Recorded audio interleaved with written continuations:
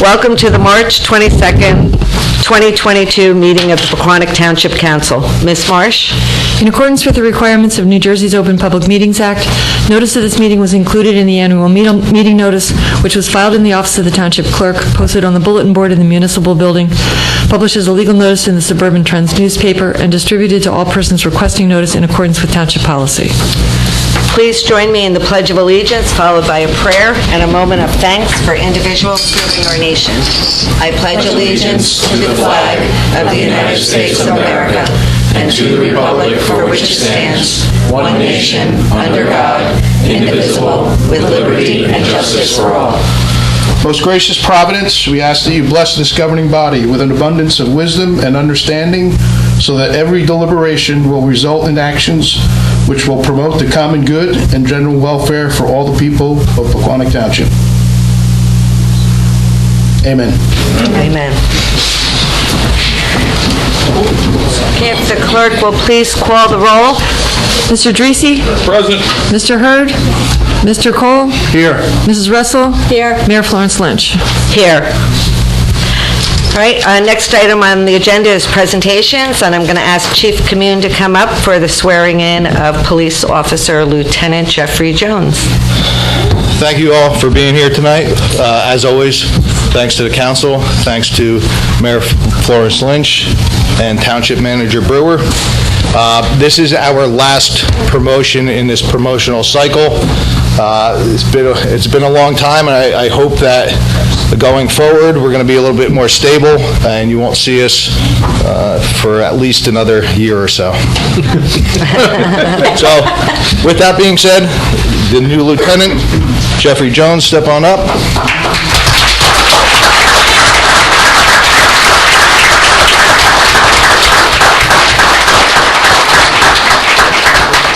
So I'm going to give a little bio. Jeff was promoted last year to sergeant, so it's kind of probably sound recycled to some of you guys, but here we go. Lieutenant Jeffrey Jones was born and raised in Pequannock Township and is probably known to most people as Robbie Jones' son from the hardware store.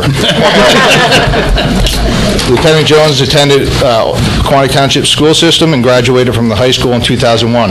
After attending high school, he attended Rowan University and graduated with a degree in Law and Justice Studies. He then attended the Morris County Police Academy as an alternate candidate. In 2006, he was hired by the Pequannock Township Police Department and started his career in the Patrol Division. In 2018, Lieutenant Jones was transferred to the Detective Bureau, where he served as a detective, a school resource officer, and a juvenile detective. Lieutenant Jones advanced quickly from there and was promoted to Detective Sergeant in January of 2021. In July of 2021, he was named as the Acting Detective Lieutenant.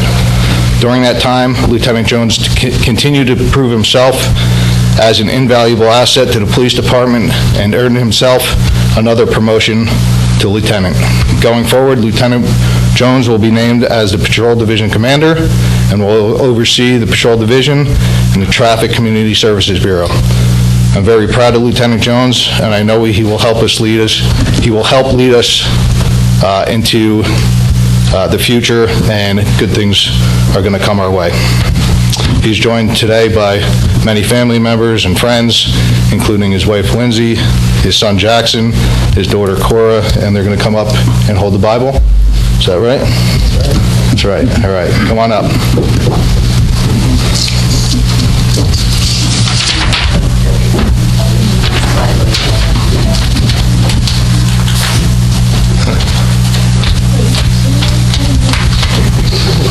You're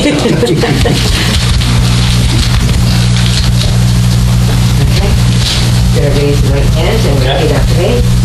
I, Jeffrey Jones, I, Jeffrey Jones, do solemnly swear that I will support the Constitution of the United States I will support the Constitution of the United States and the Constitution of the State of New Jersey, and the Constitution of the State of New Jersey, and that I will bear true faith and I will bear true faith and allegiance to the same and allegiance to the same and to the governments established in the United States and to the governments established in the United States and in this state and in this state, under the authority of the people, under the authority of the people, and that I will faithfully, impartially, and justly perform all the duties of Lieutenant of the Pequannock Township Police Department Lieutenant of the Baquanic Township Police Department according to the best of my ability, according to the best of my ability, so help me God. so help me God.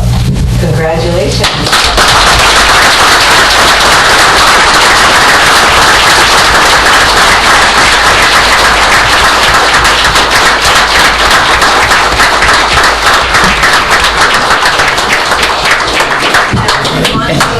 Take pictures, take your time.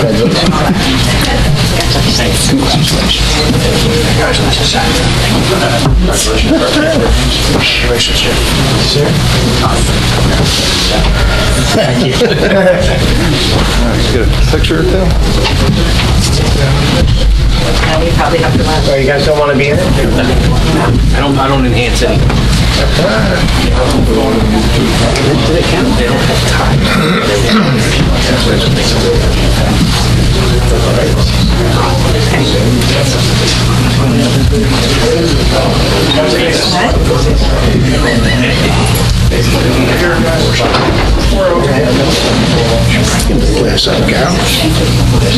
How about one with the parents? Yeah. Yeah, one with the parents, yeah, one with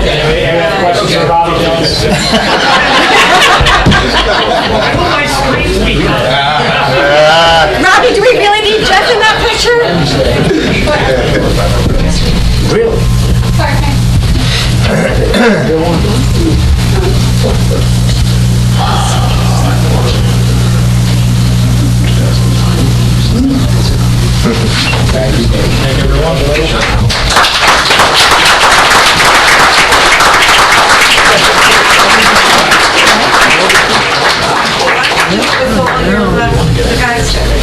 Alex saying, Dan, how old is he? Yeah, looks like 32. Yeah, I was going to say that. Get the white shirt. Yeah, they're all dressed up, take some nice pictures. And we're back. I should put him on it. Damn it.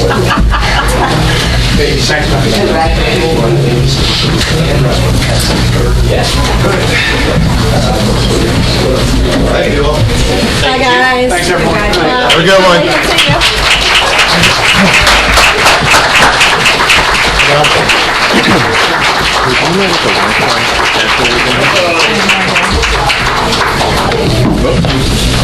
You look good in white. Very nice. I just figure it's just in case, so I know what else. You know what I mean?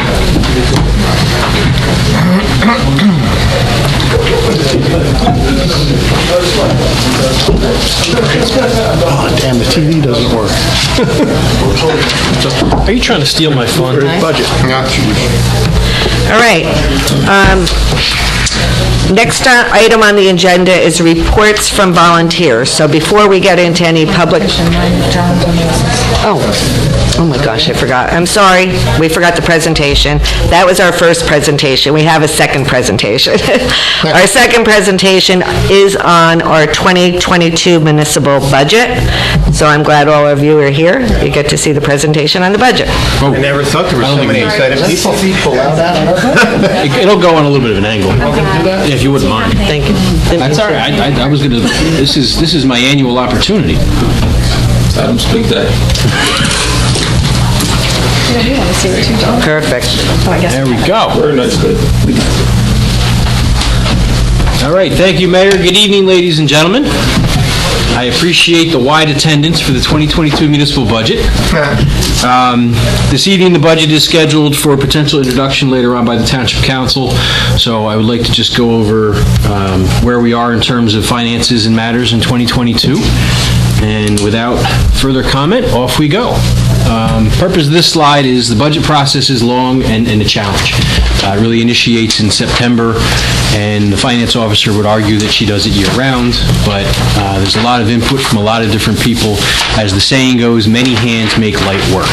So with all the assistance from the staff and the division heads and the department heads submitting requests, it then gets up to the finance officer and me. We review it, present it to the governing body in January and February, the real work begins to prioritize where the dollars go, and off we go in terms of trying to put a budget together to get to the point this evening where we're ready for potential introduction. A few highlights.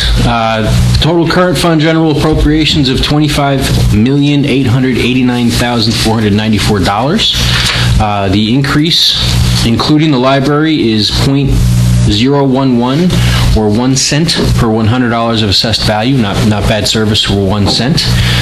For those following the municipal budget, and I know everyone pays rapt attention to the total appropriations every year, there's a significant increase over the prior year of a little over $5 million, and it's going to come up a few times throughout the presentation. The reason for that is the township has north of $10 million of awards for grants from FEMA to elevate homes. So this year we're tying out 2 of the grants, which means the projects have been completed. We have asked FEMA for the reimbursement. They gave us the money, which is always a very positive thing. And now we have to process that through the budget in order to retire the short-term debt or notes that were issued to do that. So there'll be a big jump in 2022, and then it'll drop back down closer to $20 million in 2023. Township has an open space, recreation, farmland, and historic preservation trust. That tax remains at 6 cents per hundred, or 0.6 cents, per hundred. Don't want to do that. We had a balance of roughly $465,095 as of December 31st, 2021, and we are projected to generate roughly $142,000 of additional revenue for the preservation of open space and farmland and historic structures. Overall, the municipal tax increase, including the library, is approximately 1.95% in 2022. Some highlights. Salaries and wages, up just over 2%, right around 2.5%. Other expenses, that is a misleading statistic based upon another budgetary mechanism with respect to a $325,000 appropriation. For anyone that really wants to read about it, there's more detail in the memo that's posted on the website. But for all intents and purposes, the other expenses are up just about 3%, not actually down, when you factor out that budget mechanism to shuffle it through the budget. Health insurance, driving costs for any organization these days, up about 3.45%. Pensions, Township of Baquanic has very little control over this. It's a state formula, 4.1%. Debt service, 1,723%. Oh my gosh. Well, that's the $5.2 million that's getting wheeled back through the budget. So hence the asterisks below it. The net decrease in debt service is really about $60,000 when you factor out that very large grant that, again, is wonderful to do projects in Pequannock Township with other people's money. And then lastly, we have deferred charges that we increased. The deferred charge is essentially an IOU to yourself, so we're working to retire those. The increase in percentage there is not a bad thing, it's a good thing because it's retiring debt. Revenues, tax collection remained strong in 2021. We had about 99.6% of taxes collected. We had about 99.5% in 2020.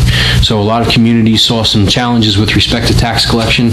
Our thanks to the residents of the Township of Baquanic, we didn't see any of those challenges here. The budget, as I mentioned, anticipates reserve for note payment, which is the 2000 and 2016 FEMA elevation grants, which is why we have that big balloon. And there are some elements of the budget, if you review the exhibits that are attached, which rely on some one-time revenues and some reserves. We are using some of the American Rescue Plan money as a revenue to fund some capital projects. We'll get a little bit more into that later. And there are a couple of reserves that we're relying on with a plan to eliminate the need for those in future years. Fund balance. For any accounting gurus out there, you might think of this as owner equity. Some people erroneously refer to this as surplus. I think of surplus as something you don't need. We certainly need every dollar.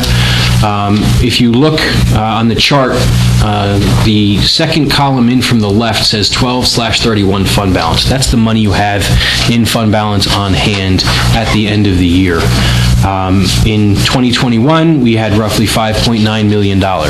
Why did we have that much fund balance? Well, in 2020, we realized that COVID and the impacts of the restrictions associated with COVID could cause problems for government.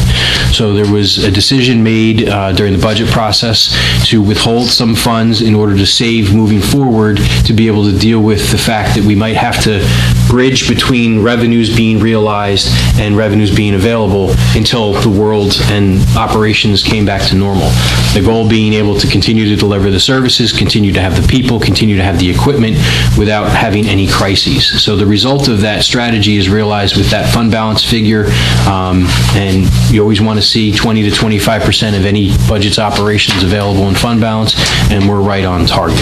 Primary sources, lapsed appropriations, as mentioned from 2020. Our pocket tax collection remained very strong, and we had some unused grant funds and other funds that, through proactive management of finances, were canceled, which populates that as well.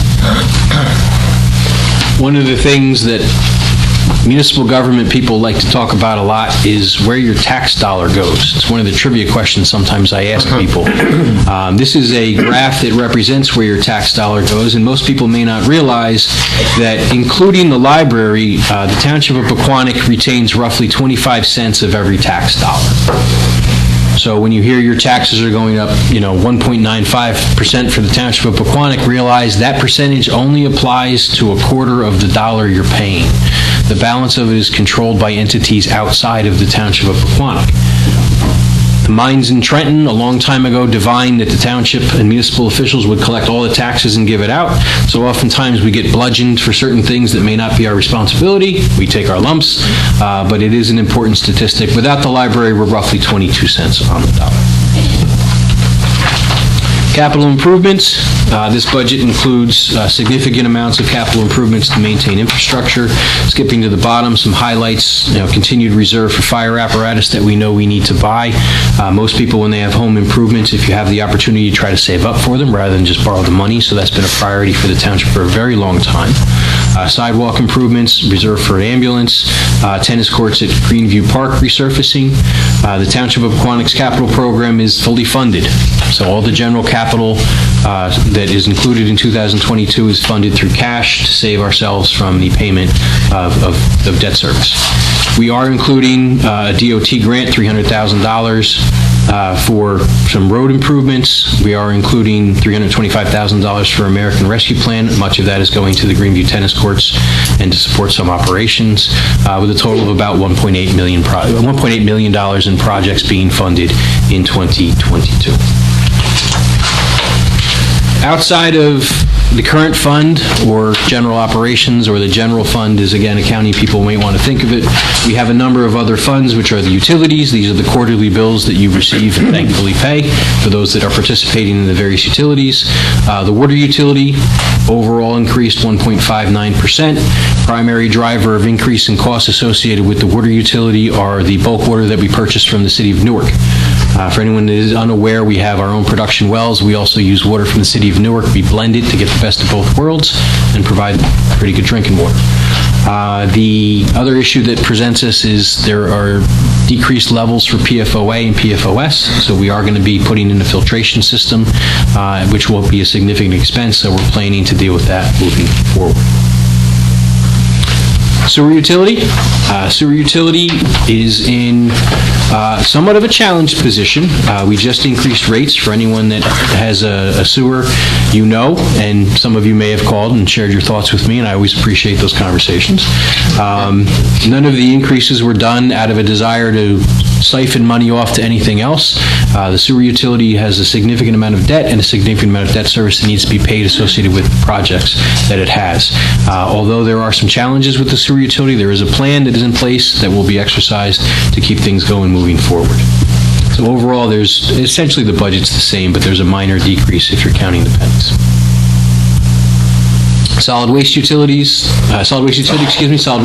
in excellent shape. The solid waste contracts had to be bid out last year. They have an increase in costs. Unfortunately, fuel, personnel, manpower, insurance, all the things driving the increases in the municipal budget drive the increases for contractors as well. So in order to provide that service, there were some strategic decisions that the governing body made to mitigate the increase in costs. Again, your recycling used to be in one bucket, now it's in two buckets. You wouldn't believe how much money that saved. So it's a minor inconvenience to save a lot of dollars. Moving forward, there's a slight increase this year because of, again, the increase in the collection contracts. Lastly, we have the recreation utility. The recreation utility is going the way of the dodo. This year, we are forecasting to close up the recreation utility, shifting away from an independent fund and moving towards a trust, which allows greater flexibility for the staff, greater flexibility for programs, and decreases necessary operational costs.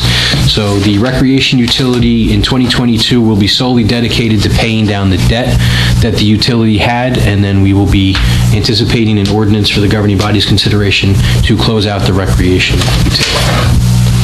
That's the last slide in the presentation, but again, I just want to thank all of the staff that put a lot of time and effort into this, especially the department heads and the finance officer. I'd like to thank the governing body. They have to suffer through things like this for hours at a time on a Saturday, and the only thing we can give them is a bagel and some juice. But I'm incredibly proud of the work product, and as I've been fond of saying in the past, our goal is to continue to deliver services that everybody expects, because your taxes are going to continue to be your tax dollar. But oftentimes people are less angry if they're getting something back for that. So if your taxes are going to be your taxes and you get nothing, you get frustrated. But at least we prioritize a high level of service, and this budget will continue to deliver all the programs and services that we have continued to expect. So unless there's any questions from the governing body, I thank everyone for their attention and the time tonight. I just want to thank you, we all want to thank you, Adam, and all your staff for all the hard work that you put into the budget. Hopefully that wasn't longer than it needed to be. Perfect. No, it was great. And to think I almost missed it. We were trying to see. Okay, so if there's no questions, I'll move along. All right, at this time, we're going to go into reports from any volunteers. So at this time, are there reports or comments from any of the volunteers serving our community? We're good? Okay. Next on the agenda is public comment. This public comment period will be limited to a total of 30 minutes. An additional period for public comment is reserved later in the meeting. Individuals are requested to come to the microphone and give their name and address for the record, and limit your questions and comments to 3 minutes. So if anyone would like to address the council, come on up to the podium. And I don't know if you want to do it, whoops. Turn it around. If you want to, do you want to turn this around? You can, yeah. And then just say your name and address for the record, and you can. Paul Mailer, 29 Arundel Road. There's 3 important issues to be reviewed tonight relative to public education in Pequannock Township. The first, what is the purpose of public education? The second, what really are the individual parents' rights in determining what their children are taught? And the third, what is the role of municipal government relative to public education? The purpose of public education in Baquanic Township, in New Jersey, and in the United States is as an incubator of citizens. Our public education system is about much more than personal achievement. It is about preparing people to work together to advance not just themselves, but society. Because of the efforts of a talented and dedicated staff of administrators and teachers, and the support of an engaged, transparent, and duly elected Board of Education, Pequannock Township schools are doing an excellent job in nurturing the citizens of the future and encouraging them to see themselves as part of the greater good known as society. And in fact, the American public very much support that. In fact, 76% of Americans agree with the following statement, quote, "Schools should be allowed to teach ideas and historical events that might make some students uncomfortable." So, for those of you uncomfortable explaining to your kindergarten through 3rd grader about a classmate who has 2 moms or 2 dads or a transgender brother or sister, you might opt for simple kindness. Tell your child that a family is any loving household, and that things like doing your homework or brushing your teeth or going to bed early on school nights or getting a hug in the morning is the same at your house or at their house as it is at yours. The answer for public education is not to wait for you to be comfortable with the issue, but to be the incubator of good citizenship without regard to your personal opinion. As to the role the Pequannock Township Town Council should take with regard to public education, the answer is to be quietly supportive. Your job as you sit on that dais is not to offer your personal opinion of Florida's harmful and by content and definition homophobic, don't say gay law. It is also not your job to make any resolution-like declarations with regard to decisions made by school administrators or the duly elected Board of Education. Very simply, your role is to provide the same municipal services that you offer every resident, nothing more, nothing less, and certainly nothing regarding the administration of our schools. So we are here tonight to ask you very simply to stay in your lane and leave education to the duly elected Board of Education. In addition, when responding to a resident's email critical of your personal opinions inappropriately made public from that dais, please take the time to fully understand the difference between your personal disdain for liberal ideals and the righteous indignation they so thoroughly deserve based on the hateful bias they experience every day of their lives.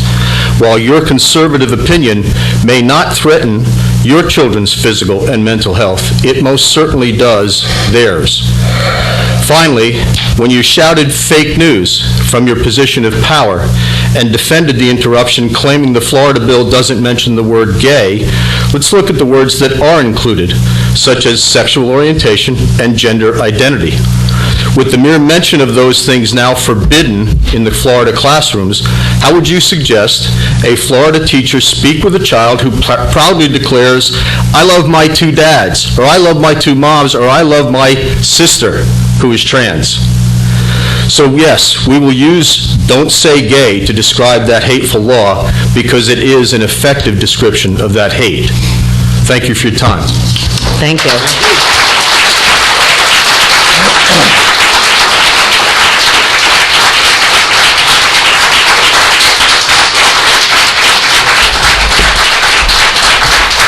Mayor, can I say something, Mayor? No, please, we're not going back and forth, no. Please. I'm going to try not to be as controversial. Jason Peller, 6 Ashland Court. I just want to give a quick Pequannock Cares update. On March 18th, this last Friday, we had a successful wine and paint event that was led by a local artist at the Legion. We had 30 people in attendance. Everybody had a wonderful time. We were able to support the Legion through purchasing the wine and the drinks through them, and we thank them very much for the space. The money that's raised from that is being put towards the upcoming costs of the Kids Fun Run. We had originally had plans for a fun run for the kids on March 27th at the high school, but with the Pequannock Township High School Student Council having their color run on April 2nd, we were able to work with the group to provide a coordinated event aimed at the younger kids in town. We're working with the student advisor, Colin McBride, to coordinate the events, and we received great feedback from the students that they're excited to be working with us together. We know it's going to be an amazing time for everyone. We're going to have groups and heats for ages 2 through 14 broken out by age and grade with different lengths depending on the group. So the younger kids are going to be doing 50-yard dash, 75-yard dash, going all the way up to, I believe, a full mile. Pequannock Cares is providing a DJ for the event, and we're doing setup and cleanup. We encourage everyone to sign up for either the 5K color run or for the Kids Fun Run. Cares will be donating proceeds from the Kids Run to the Student Council in support of autism awareness. We would love to invite all the members of the council to attend this event. I have flyers I can provide, and we expect this to be a great day. I know, Mr. Hurd, you're a big runner. We'd love to see you out there leading the 5K and supporting this for the Student Council and for autism awareness. So I have flyers. I will just leave them up here. That's wonderful. You guys can pass them out. Thank you very much. Thank you for all that you guys do, and God bless you all. Thank you, Jason. Thank you for all your hard work.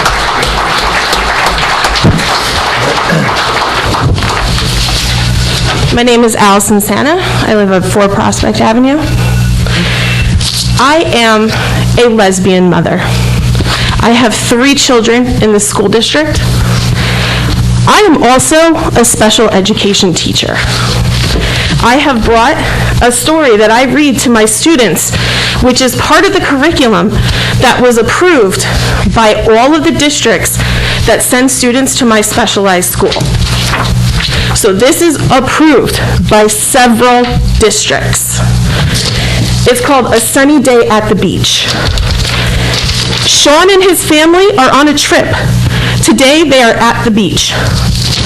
Sean and his family.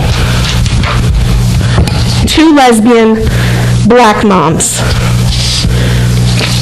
The story goes on to talk about how the sun changes different matter.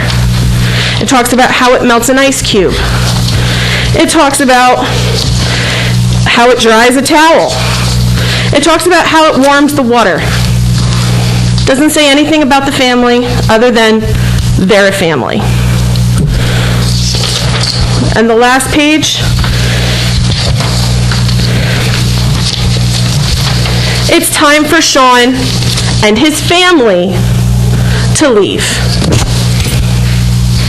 It doesn't interrupt education. This is called representation. This is called making kids feel like they matter, that their family matters, that their family is important. It might not mean life or death for you or your children, but it does for mine. Okay? And that might sound dramatic or however you want, but I want my children to be able to talk about their family. I want my children to be able to say that they love their two moms. I want my children to be able to speak freely about the people of their lives and not fear of being ostracized. I did not move to this town for my kids to feel unsafe. I moved to this town for them to feel safe. I moved to this town because we do have an excellent, excellent school system. I'm a teacher. I know. I vetted it. Stuff like this needs to stay in school. Thank you.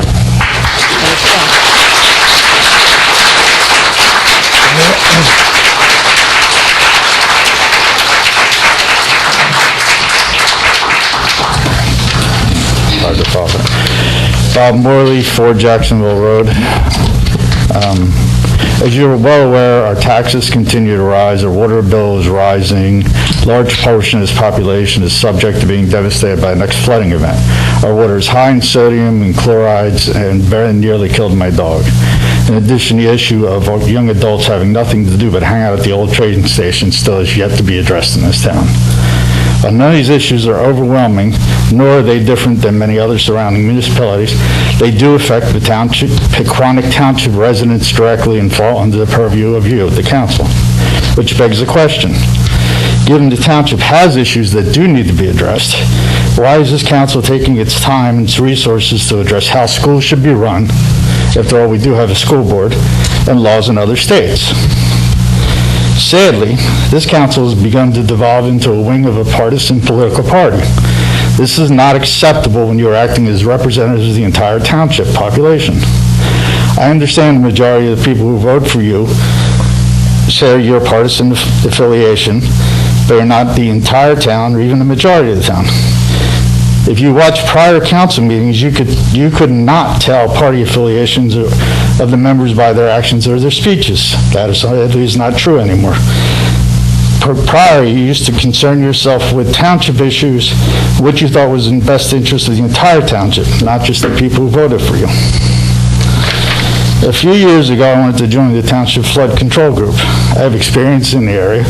I've dealt with government agencies my entire life, and I thought I might be able to help.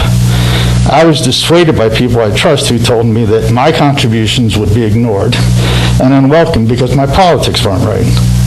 It has only gotten more partisan since then. When this council in January passed a resolution telling the schools what they should do, I asked why. The council was involving itself in things outside of its business.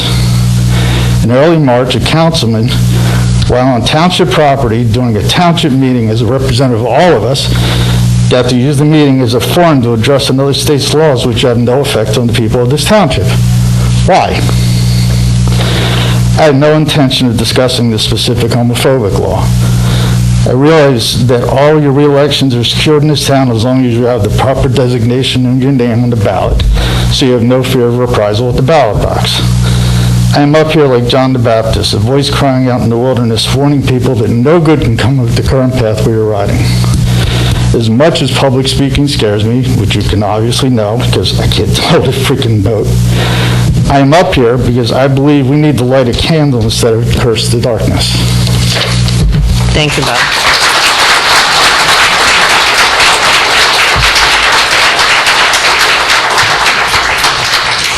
Brian Neal, 27 Della Ave, Pompton Plains. if you're in this audience today and you're gay or you're a lesbian, I support you. I have both in my family. You should be out, you should be happy, you should be celebrating your life, just like somebody who's not gay or not lesbian like myself. Our school board is a spineless bunch of people. Our superintendent is a follower. He does nothing. So thank you, okay? Because what's taught to my kid in 3rd grade is my business. I decide that, not anybody else. So you know what? The law in Florida, the bill, we should have that here, and everybody should have that. Because it's my business what's taught to my 3rd grader, nobody else's. And our school board, they have their heads in the sand. They do what they want because they're a bunch of lefts. Okay, and that's the way it's going to be until there's a break in there. And we're going to make a break in there. There's no doubt about it. So, and that's no offense to anybody in this room. Everybody has their right to be and do what they want to do, and you should do that. And you shouldn't be afraid. And if you're a lesbian mom and you have your kids, you should celebrate that. There's no reason not to. But my 3rd grader is my business, not anybody else's. So, John, thank you, and I support what you did and what you said. Thank you, Brian. Thank you.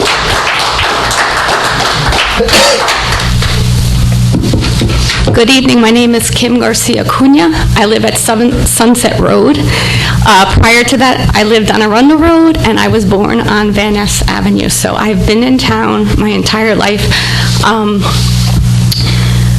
My children attend THS, my parents, brother and his family, and many family members and old friends still live here, as I see many of them out in the audience. I'm embarrassed to say that this is only the 2nd town council meeting that I have been in attendance, that I've attended, excuse me. I'm proud to stand here tonight, though, to support LGBTQ plus loved ones and friends of our community. I also promise to attend more frequently to be sure I vote for accepting and empathetic individuals to represent our community. So like me and many others in this room, my kids will want to continue living here. I certainly do not want our town to return to the days of the 1950s when my grandparents moved here from New York City and my grandfather was turned away from the volunteer fire department because of his last name, Gonzalez. This is 2022. We should welcome diversity and all good, loving human beings to Pequannock Township, not alienate them. We are better than that. Thank you. Thank you.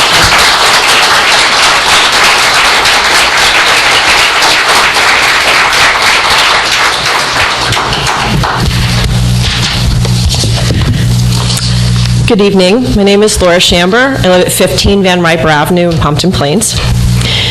I'd like to address Councilmember Dreese's comments from the March 8th Town Council meeting. I have spent 21 years serving and working with youth in our town, and I have 2 points I'd like to share with you. First, the reality is that some of your constituents are part of the LGBTQ plus community, including students. I have worked with them. They have family and friends who love them. And if you do not believe that they live in our town, ask your kids. Second, limiting speech or books or other materials will not change the number of our youth that are LGBTQ+. Reading a true story about 2 male penguins raising a baby penguin will not push someone to be gay. Limiting books and conversations will make queer young people feel less than, unworthy, ostracized. Do you know why young people in our town don't often come out until after they graduate? Because they fear being bullied, harassed, even physically harmed. So when a council member in our town says he is proud, your words, of Florida and their Don't Say Gay bill, I am aware that's not really the name of it, but it's also not really Obamacare either. It's just an easy way to refer to the bill. But I'd like to know what your message is to all your LGBTQ plus constituents, their friends, and their families. Do you represent them too, or only the straight members of Pequannock? Words matter. What you expressed at the last town council meeting, Councilperson Dreese, is that you don't support queer members of our community because you believe conversations and materials about them used in schools should be against the law. Thank you. Thank you, Laura.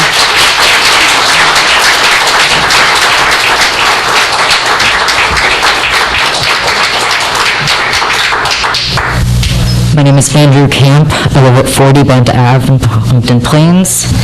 I printed out copies of both the Florida Senate bill and the House bill. I didn't know exactly how many people were going to be here tonight, so I don't have copies for everybody, but I will give as many of you as I can copies of both of the bills so that you can read the wording that they wrote. First of all, I have a question for Mr. Dreese.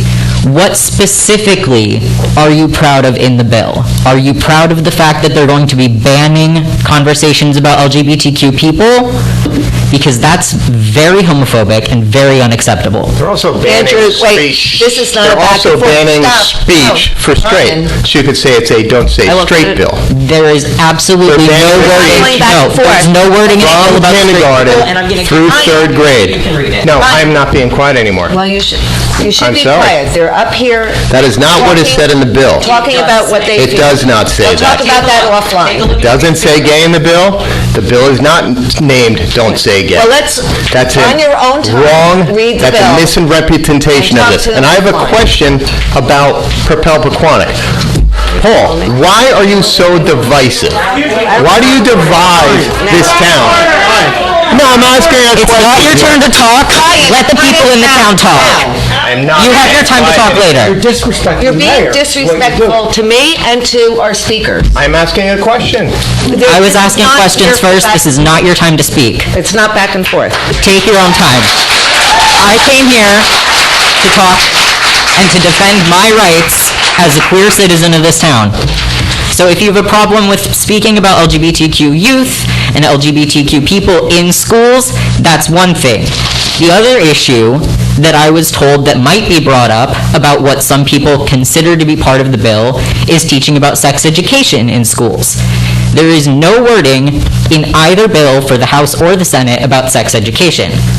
I brought along a buttload of statistics for both sex education and LGBTQ issues. I'm going to briefly address both. There is some conflicting data, but there's new data all the time that suggests that almost 50%, if not more than 50%, of LGBTQ youth in this country will attempt suicide because of bullying in schools. There is statistics that say that there are very high numbers, alarmingly high numbers, of children who are not supported by their families in this country, in this state, in states like Florida, all over this country. There are very high numbers of children who, if they don't receive the support that they need, will become homeless, will become unable to attend school, will have to resort to less than favorable means of work in order to support themselves, will turn to drugs, will turn to alcohol, because they don't get the support they need because they're LGBTQ. If that's what your problem is, then I suggest that you take a good hard look inside yourself and figure out what your problem is with LGBTQ people, because we're here and we exist. I deserve to exist in this town and in this country and in this world just like anybody else in this room does. So if that's what your problem is, then I suggest you take a look inside yourself and see why you have a problem with LGBTQ people. And if that's not what your problem is, then I would suggest that you read the bills that they have and see what specifically you think is so great about it and what you want to bring here, and if it's something that would be harming children, because these bills are going to harm children. Those suicide rates are going to climb. And if you want kids to kill themselves, then by all means, keep supporting bills like this. Keep supporting governors like Ron DeSantis, and keep supporting homophobic legislature. But if you don't want kids to be so miserable in schools that they want to kill themselves, like I did in this school district because of the bullying I received because I was queer, then maybe you should find a little bit of humanity and figure out what your problem is, because I really don't think it's your place to be speaking like this in town council, or really in public at all, because it's just completely inappropriate and completely unacceptable. Thank you. Thank you.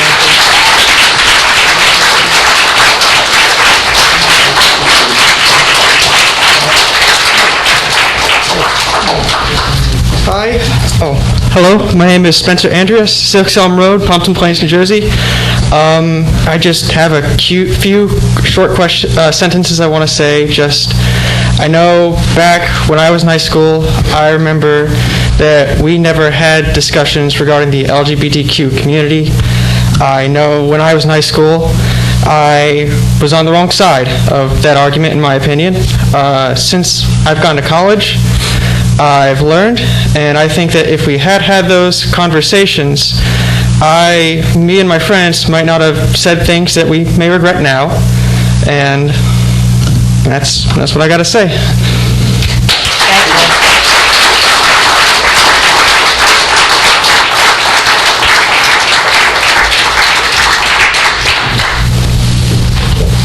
My name is Amelia Molinaro. I live at 53rd Street, Pequannock. I'm a current student at Pequannock Township High School. I'm gay, and students there's already enough homophobia. We don't need any more to be approved. Students there are already ignorant enough. The number of slurs I hear daily, the number of times that students refuse to listen when you try to educate them on being ignorant and homophobic. They just don't hear you. I want to have a future where I can be out and safe, and if we continue to pass bills like this, all it's saying is that we would rather have dead gay kids than alive happy ones. That's exactly what you're saying. We don't need this. We can just let people love because it's not hurting anyone. We aren't hurting anyone. We're not hurting your way of life. Nothing that we do hurts your way of life.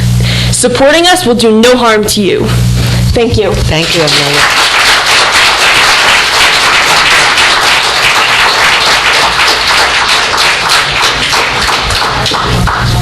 Hello, my name is Jalen Diaz, and I live on 19 Madison Street. I'm also a current student at Pequannock Township High School, and I'm actually part of the GSA there. So at home, I'm not accepted at home, which is really unfortunate for me. But at school, I don't want to be in a school where I'm not accepted, because then I feel like I'm not accepted anywhere, because I have to go home and not be accepted. So passing bills of where it's like being illegal to not talk about it at school or like have any atmosphere of it at school, like I feel like isn't fair for the kids who don't have accepting parents and can't go home and like be accepted and like to have a sense of acceptance at school. And as Millie said, we do hear a lot of slurs and things as a daily, so things supporting it isn't really helping us when we're at school, because some of us face like enough discrimination at home, and to face it at school is even worse, because then that just like decreases our mental health, and that's all I have to say. Thank you, Jillian. We have about 5 more minutes, so I can take 1 or 2 others, and that's it. Brian Neal, 27 Della Ave. And my question is, yeah, seriously, Ms. Dempsey, please. I feel terrible that you have to deal with slurs every day in school and that you're not accepted at home, but have you approached the superintendent and the school board? What have they done for you and the LGBT plus community to help you in the schools? What has our superintendent and our Board of Education, we got a board member right here, what has she done? What have they done for you to help you in the schools? Is there something that we can do to address them, to make them help you? I mean, has this been addressed with the school board? I'm not trying to put you on the spot, any of you. Yeah, Brian, it's not a question and answer period, though. Well, it should be. Yeah. It should be. Thank you. Good evening. Hi, everyone. Anne Marie Finnan, I'm a resident in Pequannock. I'm also an educator in town, and I'm president of the Pequannock Township Education Association. I'm here, first of all, in support of the students who are speaking. I believe it's incredibly brave of young people to take the opportunity to make sure their voices are heard, and I think it's very important that we all hear them. In addition, I wanted to Mr. Neal, make it clear that certainly our students should feel comfortable going to the leaders in our community. I hope they do. I know there is a lot of outreach. One of our students mentioned being a member of I'm sorry, there's a lot of echo. What if I back up? Is that better? Oh, my goodness, so sorry.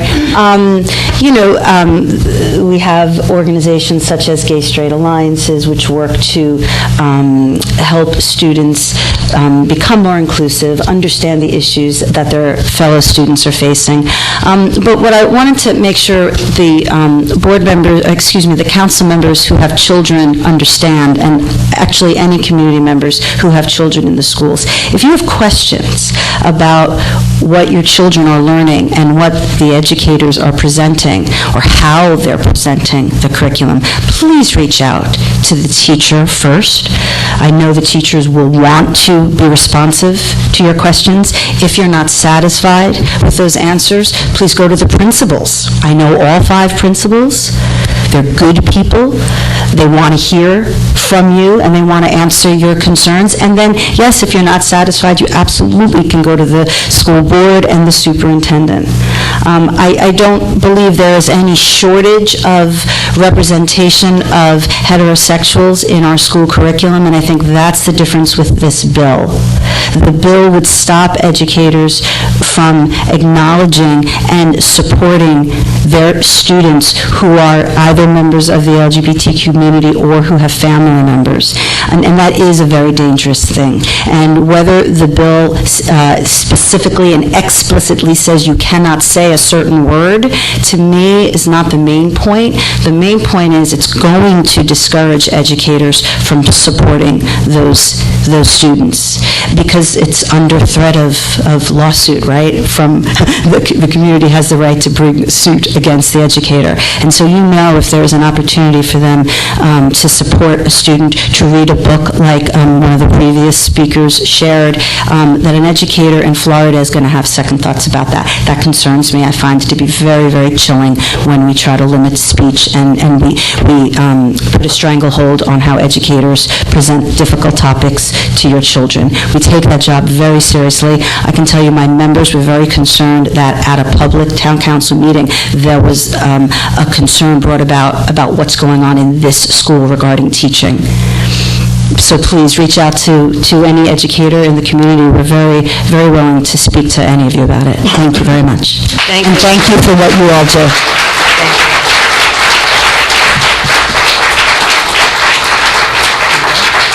All right. At this time, we've reached 30 minutes of public comment. As previously noted, we will have an additional period at the end of the meeting for public comment. So the next item on our agenda is the manager's report. Thank you, Mayor. Brewer. While it may not be as thrilling as the budget discussion, I do have the manager's report, which is on written form posted on the website. As a follow-up to a couple of questions from the prior council meeting, there was a question posed about an art show at one of the schools, so I reached out through the department head to the fire official and got a response from him. There was also a question regarding the decision to hold the fishing derby on a specific day. That was reviewed. There were a lot of factors that apparently went into it, but the fishing derby has now been moved to Sunday, April 24th, 8:30 a.m. to 10:30 a.m. at Woodland Lake. So anybody who has people interested in participating in that, it will be on Sunday, April 24th. There was also discussion during the public portion about the speakers not working, a little bit of effort from the Public Works Department, no contractors necessary. That, as I'm sure everyone can hear, has been addressed. This evening, we have an ordinance scheduled for public hearing, an ordinance vacating the lane. This was previously the subject of discussion. There was a recommendation made by the township engineer. Mr. Oostdijk has had some interactions with a representative of one of the potentially impacted property owners, so I'll kick it to Mr. Oostdijk. Sure. When we do these ordinances to vacate, we send notice to anybody who borders on the property for, just in case, just like you do really when you have a zoning or planning matter, because their interests may be unique. And we did get contacted by a representative of one of the folks who own property adjacent to this road, who has some concerns about their private rights in this regard. And they're in the process of investigating that, doing some title work and looking into things, and have requested that we give them an opportunity to complete what they need to do before we further consider this ordinance. And I find that to be a reasonable request. So what we'll do is we'll just request that if there's anybody here tonight when we open the public hearing, we'll listen to them. But we will carry this for 2 weeks, or it'll be 3 weeks, till our next meeting. And that will give them an opportunity to reach a conclusion as to their private interests. Mr. Eastlake, you said their concern was what? I didn't understand. I'm sorry? Their concern was what? Their concern was they border on the property, and they have a driveway that they border on the area we're going to vacate. Okay. They have a driveway that's on that, and need to determine what rights they would have to continue their driveway if we vacate. And that's a reasonable thing to need to understand before making a comment on this. So seems like a fair enough thing to do. So following the public hearing, it's recommended that the council... We'll request that the move council through carry- resolution to carry it to April 12th. Okay. So we're not doing the public hearing. We will do the public hearing in case someone came that we noticed and wants to be heard. We'll listen to anybody about it. I'm sorry, are we going to open and close the public hearing? No, or just we'll open it and leave it open so that we can continue it in 3 weeks. Thank you. Nowhere near as exciting as the budget, I'm telling you. No. The last item scheduled, unless it affects you, in which case I don't mean to be disrespectful. We are good. The last item in my report is, this evening, the council has for its consideration a grant application, the Morris County Historic Preservation Trust Fund. As I mentioned during the budget discussion, I love to do projects in town with other people's money. We're going to be looking to get construction documents for the train station, our historic train station, in an effort to do some improvements there. The Morris County Historic Preservation Trust's process is essentially you have to have a plan, and the next year you seek support for construction documents, and then the year after that you go actually for the construction grant. So this is specifically regarding the roof, the gutters, the drainage, some of the outside appearance, the paint, and again, we would hope to be able to do that with funds derived from the entire county brought back into the township of Pequannock. Unless there's any questions on my report, that is all for this evening. Thank you. Okay, no questions for Mr. Brewer? Okay, so I guess we're going to go ahead and still go into public hearing and open it and close it. So, I'll make a motion to open ordinance number 2022-05. I'll second. very good. All right, all in favor? Aye. Aye. Opposed? Right, that's it. All right, so does anyone from the public want to come up to address public ordinance number 2022-05? Hi, folks. Hi. My name is Tommy Bravo. I'm at 2 Cameron Ave. I really appreciate the leaders in this room taking that and working with us. Just to add kind of everything else I've heard, just moved here in May, love this town, appreciate it. My daughter goes to the school system. Don't know where any of these folks lived. I've lived in some rough neighborhoods. They got it good here. Thank you so much. Thank you. Thank you. Anyone else? Okay. Do I have a motion to close? No, we're going to leave the public hearing open. We're going to ask for a motion to continue this till our next meeting. I don't have it on my Motion to thing. continue to next meeting. Yes. Second. All right, I got the motion and the second. Without further notice, right? Without further notice. Right, we just didn't have that on there. No, that was, I All guessed right, wrong about how this was going to go, I'm sorry. Roll call, please. When do you get Did we it? get a motion in a second? Yeah, we had John and... Mr. Dracy? Mr. Dracy was the first, Mr. Hurd was the second. This is a motion to carry the public hearing. Yes. Correct. Mr. Dracy? Yes. Mr. Hurd? Yes. Mr. Cole? Yes. Mrs. Russell? Yes. Mayor Florence Lynch? Yes. Okay, got through that. There are no ordinances scheduled for introduction at this time, so we're going to move on to resolutions for approval, and I'll ask Ms. Marsh to read the resolutions.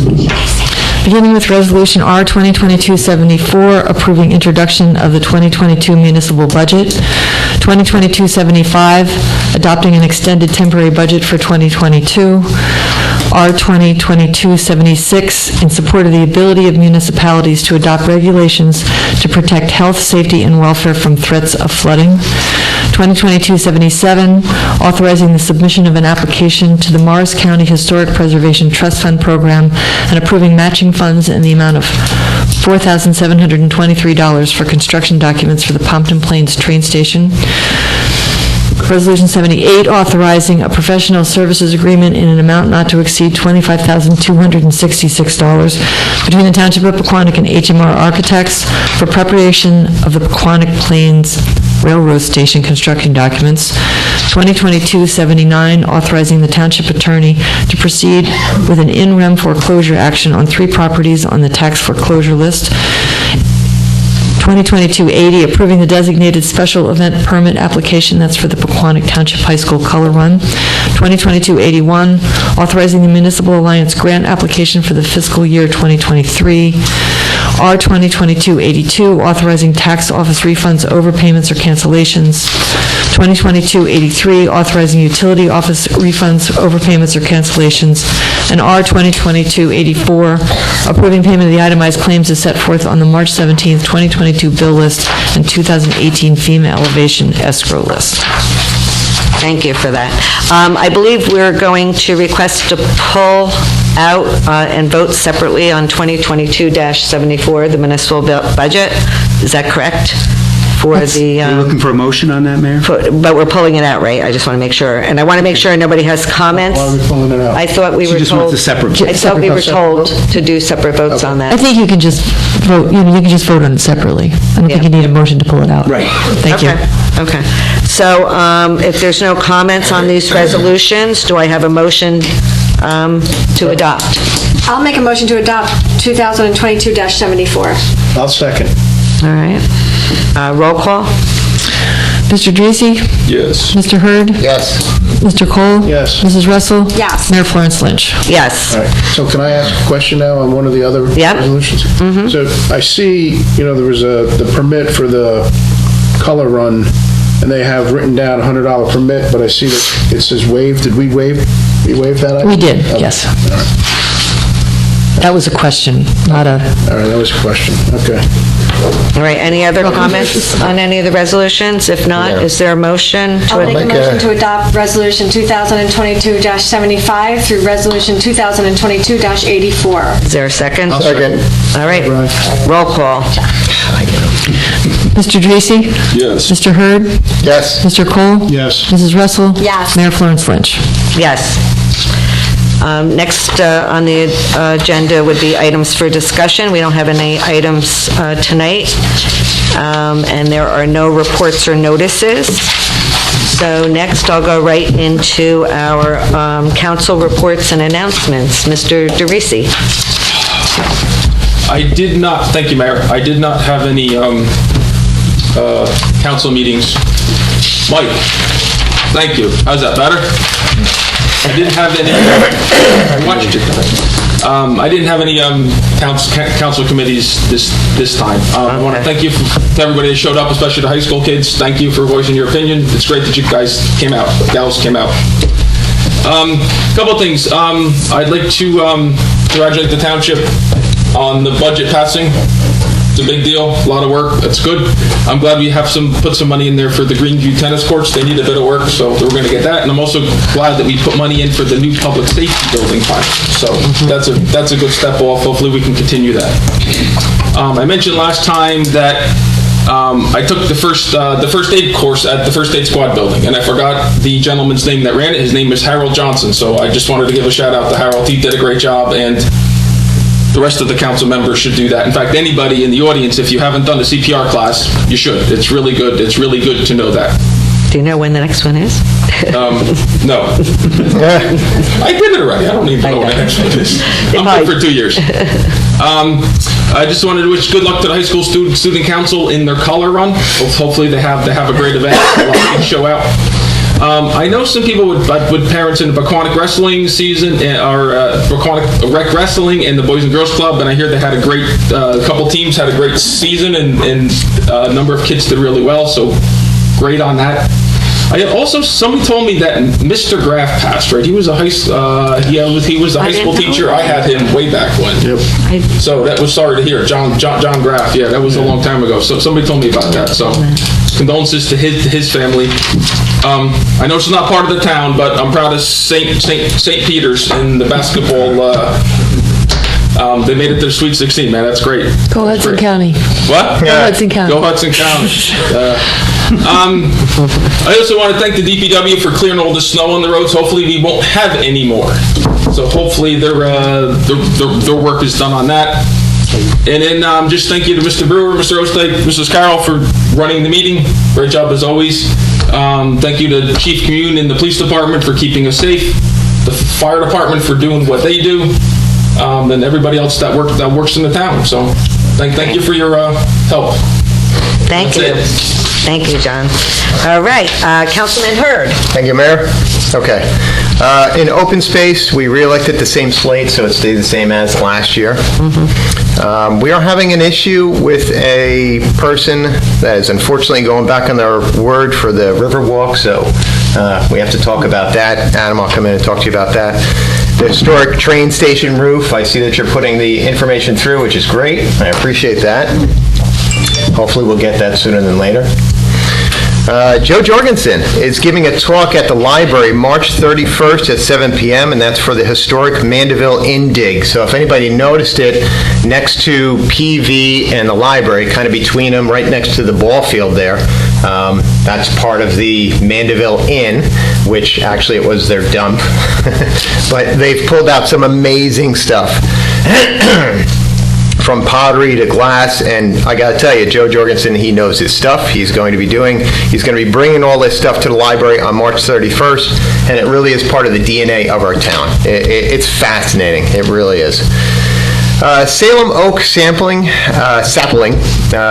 We were talking about, apparently they're giving out saplings from the original tree, which is estimated to be 400 to 500 years old. One of the interesting things is it would be great for our town to take one of the saplings. One of the questions is where do we put it? Because these trees tend to be really big. So maybe in front of PV school, maybe in front of some other place. It does need a lot of space, but this is kind of one of the things that you want to make it a part of the town so people can see over the years. I mean, this thing's going to outlast us for hundreds of years. So I think that's something that's really interesting, but it's something that they would like to bring to town. Let's see, first aid squad. I do have an answer to your question, which is the next CPR class is going to be at the end of the month for Pequannock residents. It's going to be the 26th from 11 to 3. 11 to 3 on the 26th. March 26th? March 26th, yes. This Saturday. Yeah, it's quick. I know. The Scouts are going to visit First Aid Squad on March 24th, and First Aid Squad had 43 calls in February. That's all I have. Thank you, Mayor. All right, thank you very much. One last thing. Little League. We're finally out there again. It was a beautiful day. We had our first gathering with a couple of the kids, throwing the ball around, hitting the ball. I got to tell you, I mean, the fifth graders, which is, I guess, 11, 12, and 13. Man, these kids can throw and they can hit. We're really going to be playing ball this year at that age group. It is so good what Little League is doing for this town. It's phenomenal what they're doing with the kids. So I really do appreciate it. And that is now. When's opening day? Little League Parade is April 23rd. There you go. Yep, that's why I just put that on the calendar. I'll just cross that off my list. Yep, thank you very much. Okay, Councilman Cole. Hold on, I'm putting it in my phone. Okay. All right. Trees by the dog park really look good. A number of them look like they've come down. There are a couple left by the well. I'm hoping those come down because they look pretty dead. And if they do come down, that definitely would probably hit our structure. So appreciate all the trees that did come down, but I think we still need to take the few down closest to the well. You'll see them as soon as you look at it. I don't know how DPW got in there and got a lot of those trees out, but they did a fantastic job with that. I'd like to thank everyone for showing up tonight and voicing your concerns. Council appreciates, hearing from the public. Fire department, on St. Patrick's Day at 11:30 at night, Councilman Cole had the opportunity of calling the fire department. We're asleep, 11:30 at night. I'm hearing beep, beep, fire, fire. First thing I did, I looked at my phone. I thought it was one of those weather, warnings. And Angela's like, no, it's not our phone. So I got up, I walked downstairs, went to the basement. All of my alarms are hardwired, so they're all going off. They're all yelling fire. I'm not smelling anything. So I hit the button to reset it. They all started to go off. I said, okay.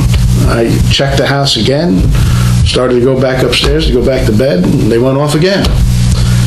So I'm in the hallway this time, so I hit it again, and Ben was on duty, so I called him and I said, hey, what do you think I should do?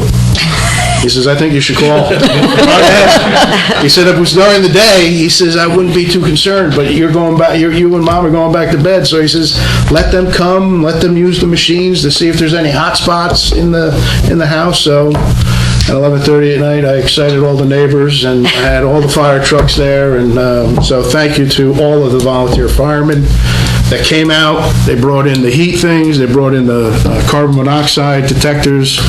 Angela and I felt much safer going to bed that night after they were there. So it was just a faulty... What happened? I don't know. They say that one smoke detector could be bad, that could trigger them all off. So the recommendation is to replace all the smoke detectors. Oh, no. So they're only from 2016, so I didn't think I would need to replace those that much. But, so it's on my list. I got to get that done. Company 2 did have a meeting the second Thursday of the month. Not much going on there, but, it was a good showing at that meeting. And just so everyone knows, the John Graf Memorial is May 15th from 1 to 4 at Pequannock High School. John was a long-time teacher at Pequannock in the history department, so he moved to Vermont, retired to Vermont, and his wife is coming down, and they're going to have the memorials at the high school on May 15th from 1 to 4. That's all I have. Thank you. All right, thank you. All right, I just have a couple of things. If you haven't heard already, there was a discussion, I guess, with the Chamber of Commerce Oh, I skipped you. I did. Let's go right to you. Sorry, all I hear. That's what she thinks of you. Hello.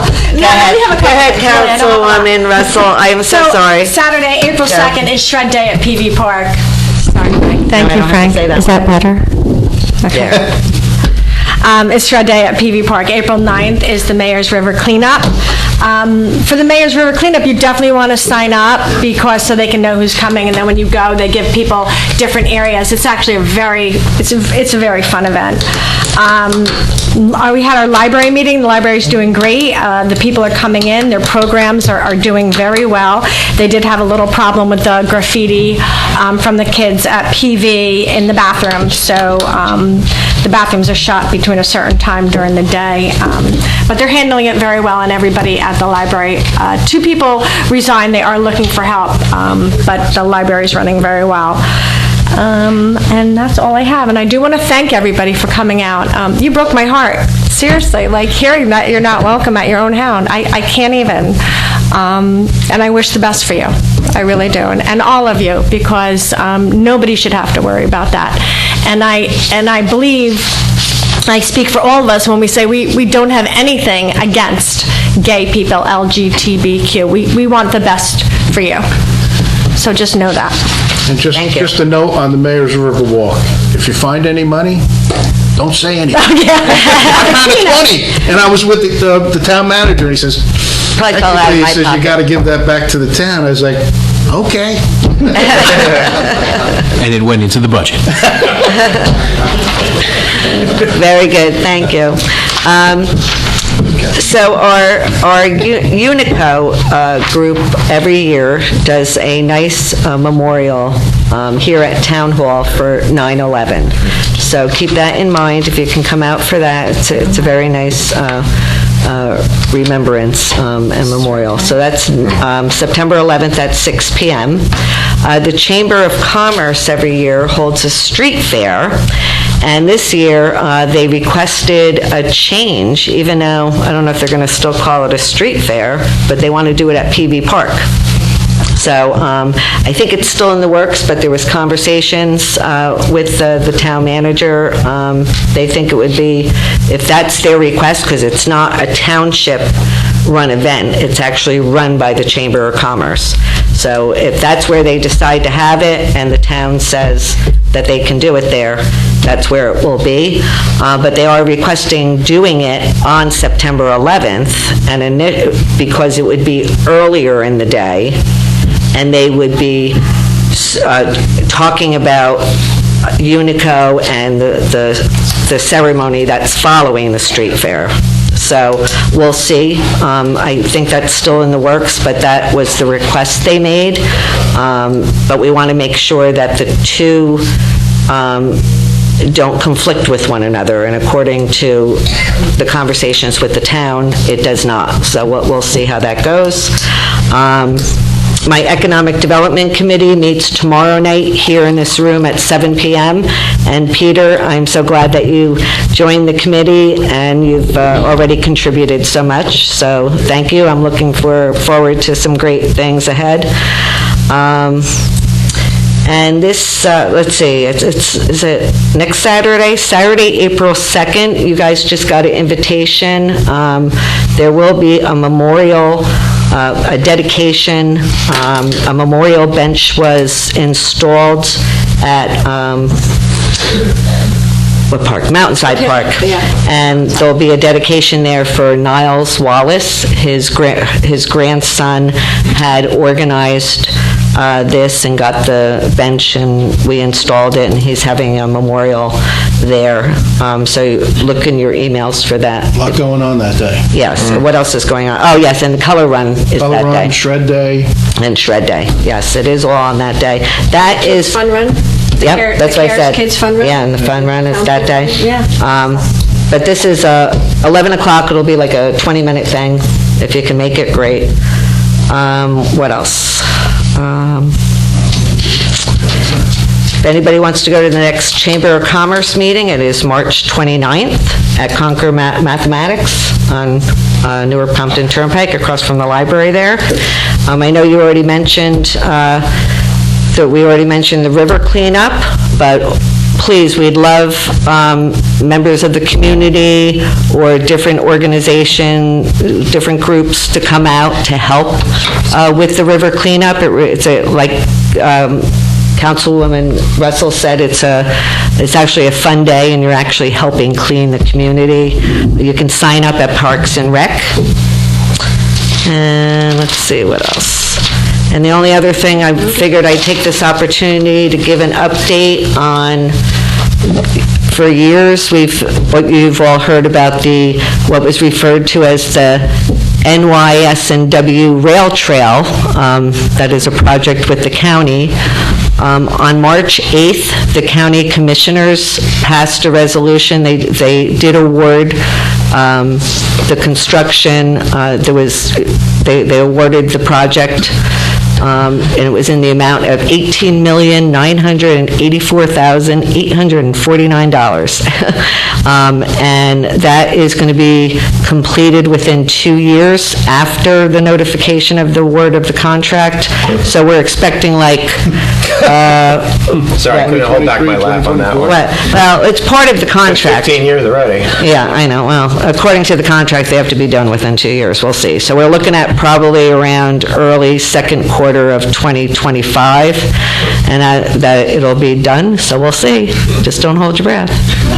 But anyway, and there's been some discussion about what the name is going to be, and the names that I believe, I don't know if it's been finalized, but everyone said the Pompton Valley Rail Trail is what it would be referred to. Those were our opinions. That was our opinions. They're getting a lot of opinions from different people. What the county says. But we'll see if they approve that. So, other than that, that's all on my report. Okay, so next is public comment. If anyone wishes to address the council, please wait to be recognized. Come to the microphone and give your name and address for the record. Anyone want to come up for public comment? Yes, Randy.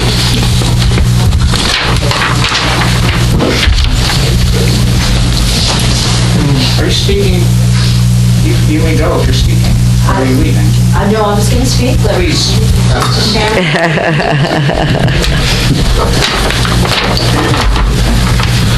Thank you, Anne Marie Finnan. Again, I wanted to mention on behalf of the Pequannock Township Education Association, this is the time of year when we honor our Friends of Education in Pequannock. There's a couple of former recipients in the audience, I see.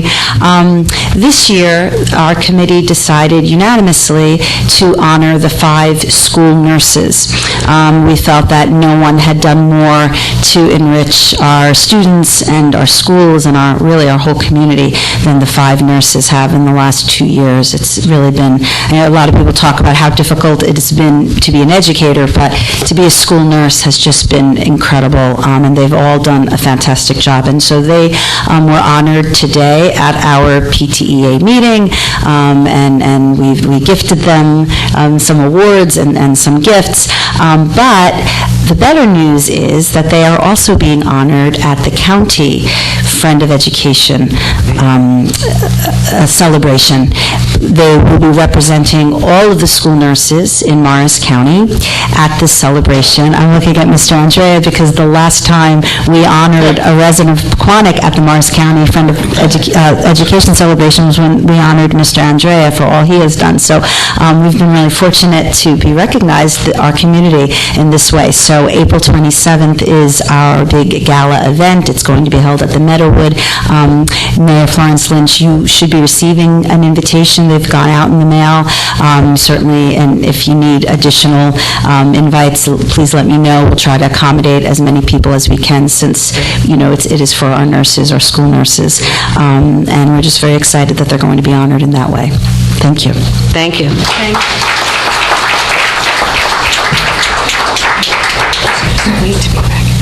Hi, Bob Friedman, 1 Atwood Avenue.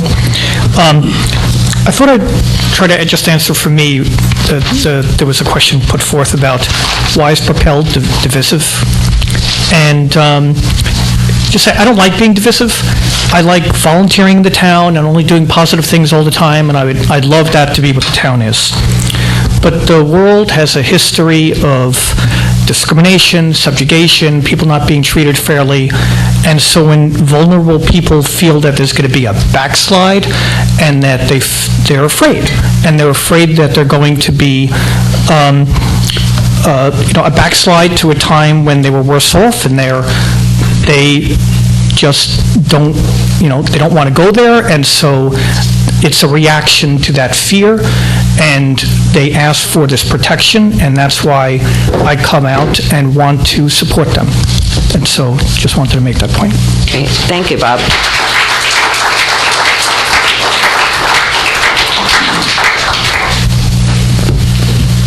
Good evening. Good evening. Randy Schamber, 15 Van Riper Avenue. I'd like to thank everyone that came out this evening, especially the high school students. It's very brave and inspirational. What I have here is a letter from a former Pequannock Township high school student, a recent graduate. They couldn't be here tonight, so they wanted me to read this letter to the town council for them. Good evening. I'm writing to the town council as well as the Pequannock community at large as a concerned former student of the Pequannock public school system. Born and raised in Pequannock, I graduated from high school just a few years ago. I'm grateful for my time in the Pequannock school system, but that does not mean my education was perfect. A snapshot of our journey in English class is as follows: Homer's Odyssey, The Adventures of Tom Sawyer, The Giver, Fahrenheit 451, Romeo and Juliet, The Great Gatsby, and Hamlet. These 7 novels are just a small piece of the curriculum of our English classes. Although they are just a small piece, they represent the curriculum at large.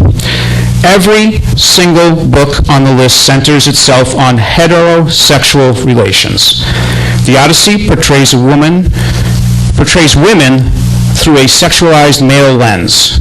Main heterosexual couples marries at 15 years old. Woman killed for being perceived as unloyal. The Adventures of Tom Sawyer recount schoolyard love between Tom and the girl he is obsessed with at 12 years old. The Giver contains a subplot of a budding love between a teenage girl and a boy. Fahrenheit 451 alludes to an affair the main male character has with another woman. Hamlet contains multiple heterosexual relationships and undertones of slut-shaming women. The Great Gatsby is entirely about a man obsessing and harassing a young woman. Romeo and Juliet really needs no explanation in its entirety, but centers on heterosexual relationships between teenagers that ends in suicide. Your first thought may be simply that this lists down to teaching of the classics.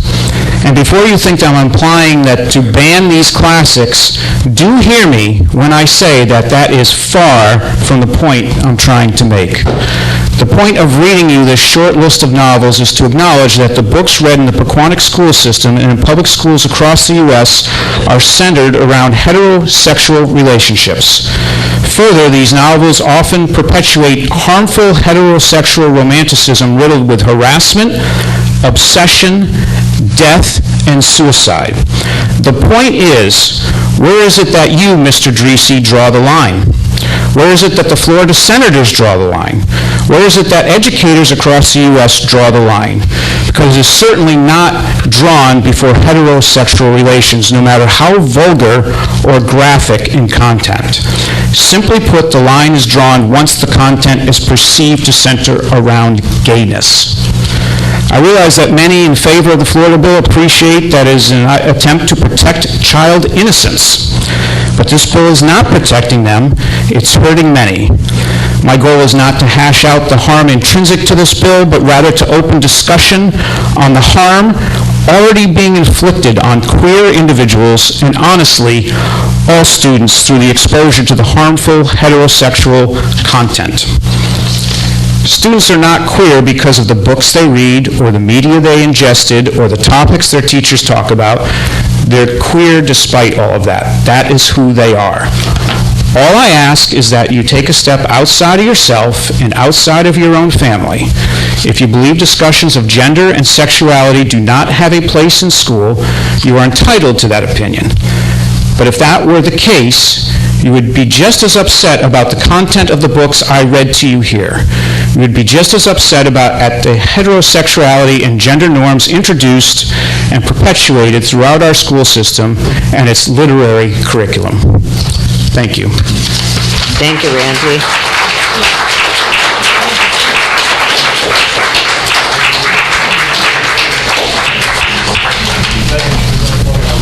Amelia Molinaro, 53rd Street, Baquanic. One last thing to add. Homophobia is an extremely old belief. It is a thing of the past, and it is very quickly becoming a thing of the past. Every single day we move towards the future. If you choose to continue these beliefs and to continue to support these beliefs, you are going to be stuck in the past. If you choose to do that, fine. Right now, you might be part of the majority in your opinion. In the future, you will become the minority. You will become the laughingstock. You will become the joke. You will be the one in the minority. Please enjoy your time there. Thank you.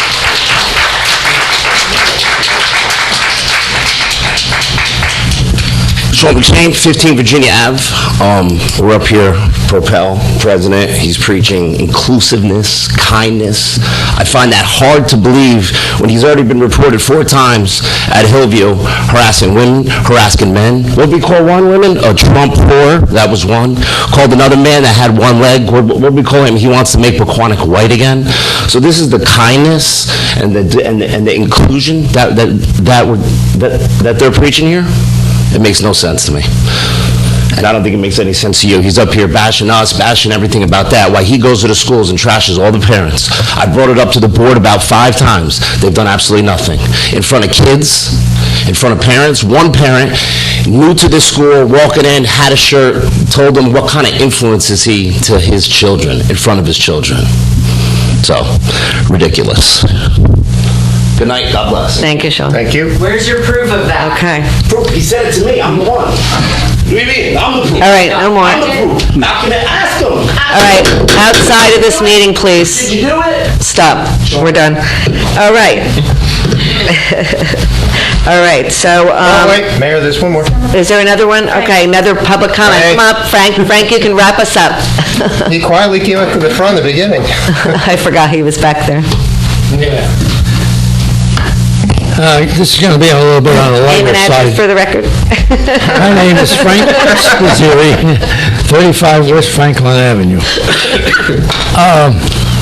I retired in 1988, and this podium here was given to us in 1989. So that makes this like about 33 years old, because I've been retired 34 years. Anyway, is there any way we can either have another one made or get something that might be a little bit newer?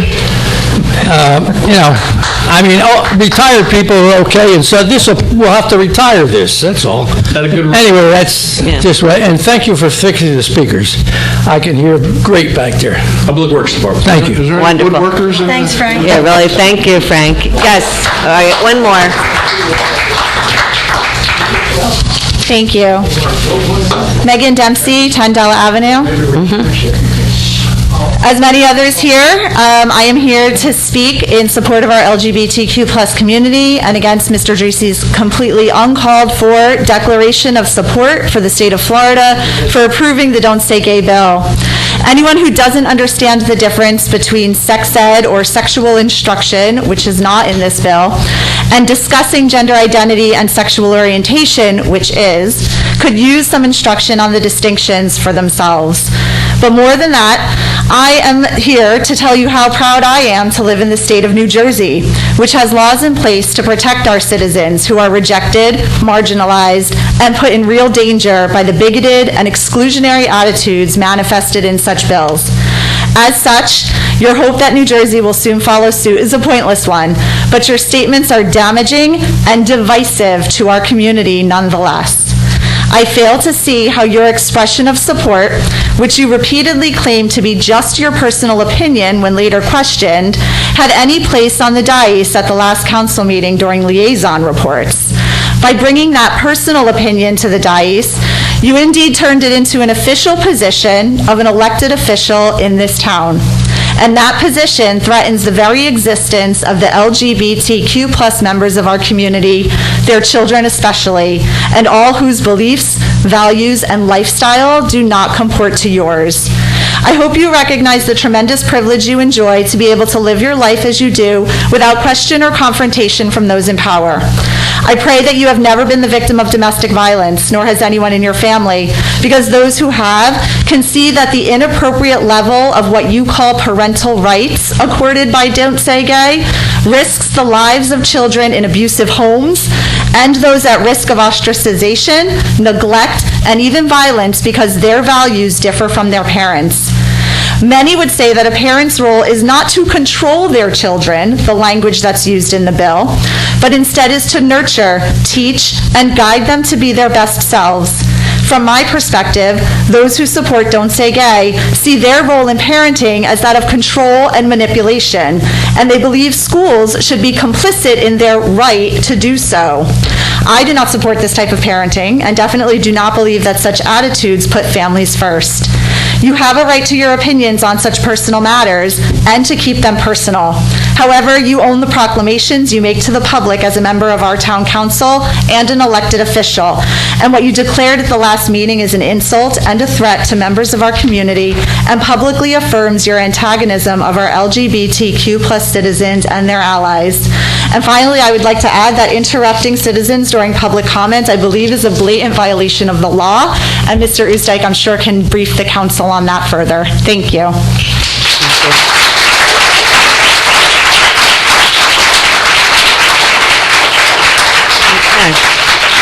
right. Thank you all for your comments. We're going to move on. Next on the agenda is minutes for approval. We have minutes from February 22nd and March 8th. Are there any comments on these minutes? And if not, can I have a motion to I'd like to make a motion to approve the minutes from February 22nd, 2022 and March 8th of 2022. I'll second that. Okay, all in favor? Aye. And opposed? All right, next on the agenda is a closed session discussion. Is there a motion to approve Resolution 2022-85, authorizing the Township Council to meet in executive session to discuss contract negotiations with Teamsters Local Union 469 and shared services with Lincoln Park? I'll make that motion. Can I have a second? Okay, all in favor? Aye. Opposed? Okay, at this time, the public portion of the meeting is recessed for closed session. I do thank everyone for coming, and I appreciate all your comments. Thanks.